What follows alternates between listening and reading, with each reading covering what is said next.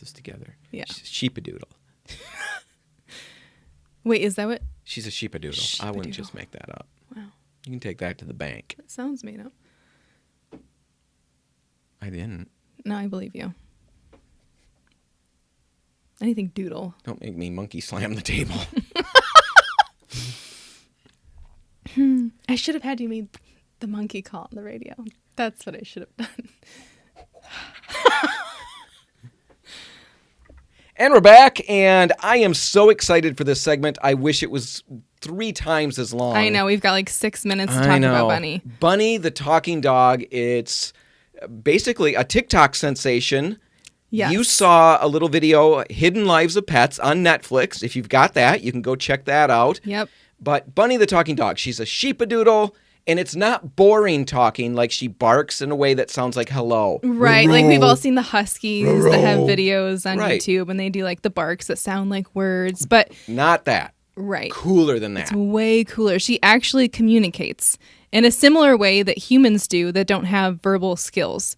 So, a person might have a tablet, and it's got all these buttons with symbols on it, and they're putting those together to form sentences to communicate. And Bunny the dog is basically doing the same thing, just on the floor with bigger buttons. She's got these simple little buttons where her owner has recorded whatever word that button represents. And it all started with outside, which honestly, when you told me that, I wasn't so impressed because I've had some dumb dogs. Yeah. I mean, literally, honest to goodness, dumb dogs.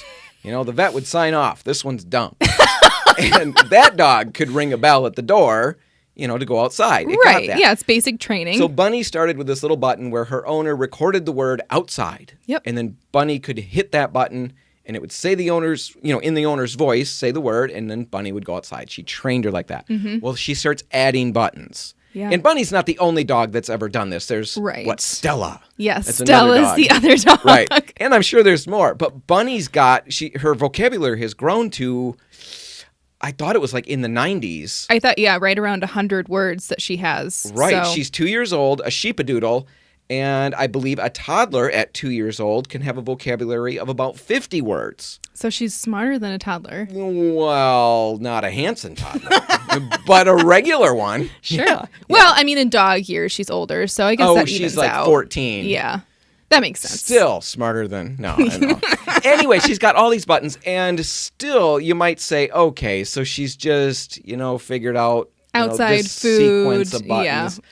And maybe that's what's going on. I don't know. I know that the owner has been posting on TikTok for a long time, and a number of colleges clued into this, and now they're literally studying Bunny because there's so many interesting things. And you should just talk, Hailey, about a couple of the sequences. The weird things, like the reason the universities wanted to study her is because it appears that Bunny has a sense of self, which for the longest time we've said that animals don't have a self-concept. They don't know that they're a dog and that they're Bunny. They just... They just recognize exist. That name gets this response, so I'm going to do that, and they that's don't a have happy abstract thoughts. But she saw herself in a mirror, right? That started it. And she asked, who dog? Who that dog? And the owner replied, that's Bunny. By pushing all the buttons. Right. And the dog saying, why dog? Yeah. Why Bunny dog? So cool. And then she's going back and forth with the owner, and the owner is trying to explain to her that she's a human. That the owner is. Yes, and Bunny is a dog. And Bunny doesn't understand that they're different. Bunny thinks that she's a human. That's really cool.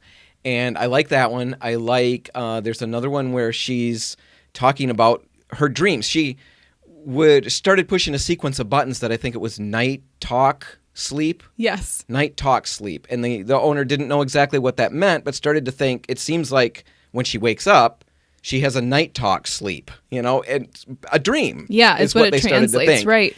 And Bunny was twitching on the floor, dreaming one day, and the owner wakes her up, or when she wakes up, she asks, what night sleep? What talk night sleep? Something like that. Yeah. And Bunny types out stranger animal. So telling her what potentially was in the dream. Very, very interesting. Those things are really interesting to scientists. It's really interesting to just think, how smart are dogs? There's a favorite one. And then there's a really good example one. But there's one where Bunny is tapping on the floor. Where's Dad? Where's Dad? And the owner says, Dad's upstairs. And then Bunny stares for about 30 seconds like she's thinking about this. She looks upstairs and then she asks, going potty, Dad? Going potty, Dad? And the owner busts out, So Bunny's processing. Right. Is she? We don't know.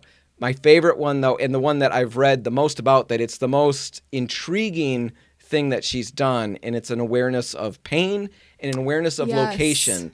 Yes. There was one instance where Bunny pushed the ouch button, and she kept pushing it. Ouch, hurt, ouch. And so the owner's like, okay, well, what's going on? Where do you hurt?